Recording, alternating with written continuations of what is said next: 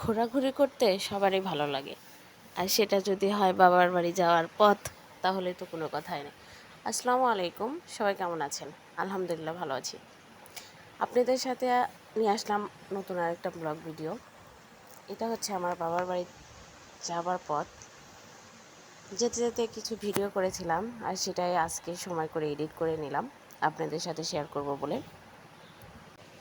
আমি আগে আর একটা ভিডিওতে বলেছিলাম যে আমার বাবার বাড়ি থেকে আমার শ্বশুর বাড়ির ডিফারেন্স হচ্ছে 30 থেকে 35 কিলো।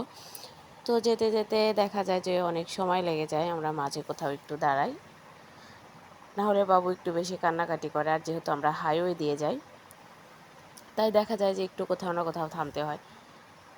আর যখন আমরা হাইওয়ে দিয়ে যাচ্ছিলাম, তখন আশেপাশের এই ইয়াগুলো আমার খুব ভালো লাগতেছিল, তাই ভিডিও করে আপনাদের সাথে শেয়ার করলাম। আর এটা কোন রাস্তা আপনারা যদি কেউ জেনে থাকেন, তাহলে অবশ্যই কমেন্ট করে জানাবেন। আর যেহেতু এটা ঈদের পরে ছিল, দেখা যাচ্ছিল রাস্তা মোটামুটি অনেক ফাঁকা ছিল, তাই আমরা অনেক ভালোভাবে যেতে পারতেছিলাম।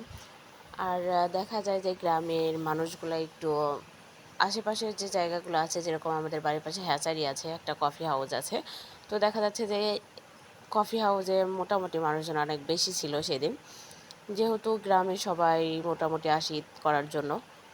তো দেখা যায় যে ঘোরাঘুরির তেমন কোনো জায়গা না থাকলেও সবাই এই কফি হাউসটাতে একটু আসে। মোটামুটি ভালো, অতটাও খারাপ না, চলে আর কি। তো আশেপাশে অনেক বেশি মানুষ ছিল সেদিন। আর যেহেতু ঈদের দিন ছিল এটা, তাই রাস্তা অনেক বেশি ফাঁকা ছিল, মানুষজন একটু চলাফেরা করে একটু আরাম পাচ্ছিল। তো রাস্তার দুই পাশেই ক্ষেত ছিল, এখন ধানের সময়, সবাই ধান কাটতেছে।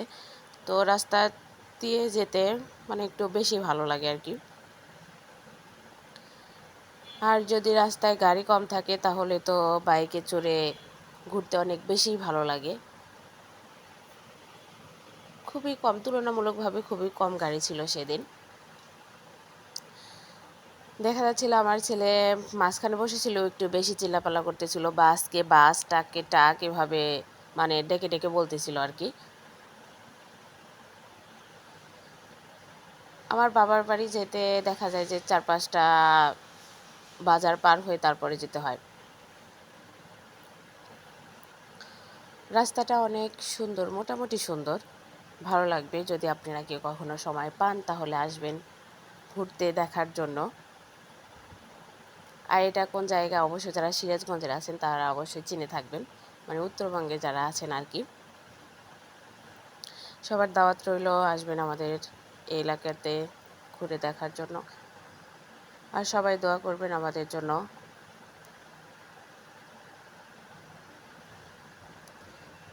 যেহেতু ভিডিওটা অনেক বেশি বড় হয়ে গেছে, সবাই বেশি বিরক্ত হবেন আমার এই বকবকানি শুনে।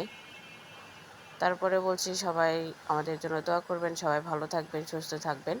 দেখা হবে আবার কোনো নতুন ব্লগ ভিডিওতে। সবাইকে অসংখ্য ধন্যবাদ এতক্ষণ আমার বকবকানি সহ্য করার জন্য। সবাইকে ধন্যবাদ। আসসালামু আলাইকুম।